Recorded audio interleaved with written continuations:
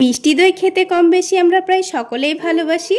তবে আম মিষ্টি দই একবার এইভাবে বানিয়ে খেয়ে দেখুন। এই আমের সিজনে একবার বানিয়ে খেলে আবার বানাতে ইচ্ছে করবে, এতটাই টেস্টি হয়। এই পদ্ধতিতে বানিয়ে দেখুন, খুব সুন্দরভাবে দইটা জমবে, এর মধ্যে একটুও পানি ছেড়ে দিবে না। আর এই দইটা মুখে দিলেই মিশে যাবে, এত ক্রিমি টেক্সচার, খেতে ভীষণই মজাদার হয়। চাইলে এই রেসিপি ফলো করে একবার হলো বানিয়ে দেখতে পারেন। তো দই বসানোর জন্য সবার প্রথমে আমাদের দই লাগবে। তো সেই জন্য এখানে একটা ছাকনার মধ্যে আমি একটা পাতলা কাপড় নিয়ে নিচ্ছি, কারণ এখানে আমি দইটাকে একটু পানি ঝরানোর জন্য রেখে দেব। তো আমি এখানে হাফ কাপ পরিমাণ টক দই নিয়ে নিচ্ছি। আর এই টক দইয়ের রেসিপি কিছুদিন আগে আমি আপনাদের সঙ্গে শেয়ার করেছি। আপনারা দেখতে চাইলে ইউটিউব চ্যানেলের ডেসক্রিপশনে আমি এই লিঙ্কটা দিয়ে রাখবো, আপনারা দেখতে চাইলে সেখান থেকে দেখে নিতে পারেন। তো এই দইটাকে আমি ডিপ ফ্রিজে রেখে দিয়েছিলাম, আর ডিপ ফ্রিজে রেখে দিলে দইটা একটু এইরকমই হয়ে যায়। তো এটা খুব ভালোভাবে পানি ঝরে যাওয়ার জন্য এখানে একটা জ্যামের বয়াম রেখে দিয়েছি। তো এখানে আপনারা একটা ভারী কিছু চাপা দিয়ে রেখে দেবেন, তাহলে পানিটা খুব সুন্দরভাবে ঝরে যাবে। এবার এখানে একটা পাকা আম নিয়ে নিয়েছি। দেখে কাঁচা মনে হলেও এই আমটা কিন্তু খুব সুন্দর গাছ পাকা। তো আমটা কাটলেই কিন্তু আপনারা বুঝতে পারবেন আমটা কিন্তু খুব সুন্দর পাকা আছে। তো এবারে আমটাকে আমি কেটে নেব। আর এই আমটা কিন্তু একটু বড় সাইজের, সেই জন্য এই আমটার আমি দুই সাইডের পিসগুলোকেই নেব, বাকি অংশটুকু নেব না। তো দেখুন বন্ধুরা, আমটা কি সুন্দর পাকা, আর উপর দেখে মনে হচ্ছে অনেকটাই কাঁচা।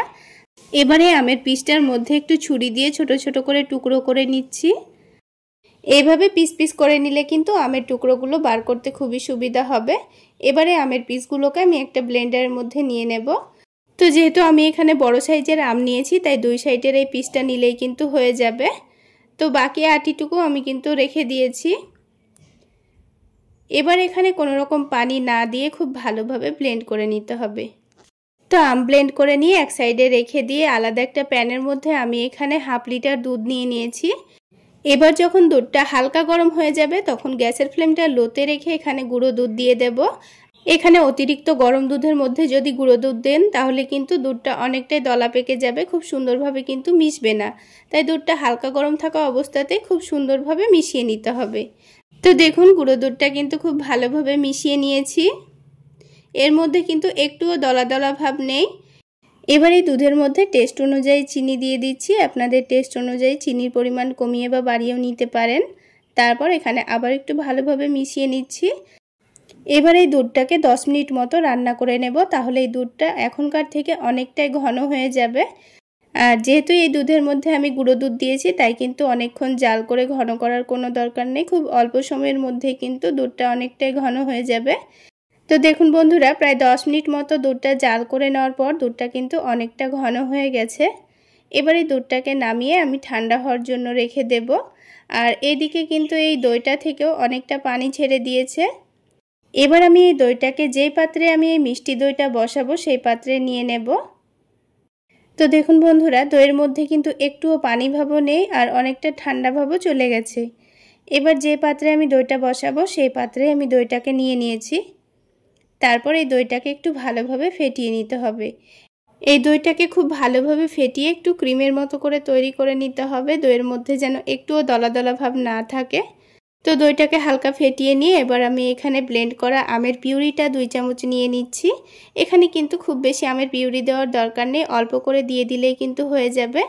তো এবার আমের পিউরিটা দিয়েও আবারও একটু ভালোভাবে মিশিয়ে নিয়েছি। এবার এখানে দুধটা দেওয়ার আগে আমাদের চেক করে নিতে হবে দুধটা ঠান্ডা হয়েছে কিনা। তো দুধের মধ্যে একটা আঙ্গুল দিয়ে চেক করে নিচ্ছি। আঙ্গুলে যদি এই দুধের তাপটা সহ্য করতে পারে, হালকা উষ্ণ গরম হলে কিন্তু হবে।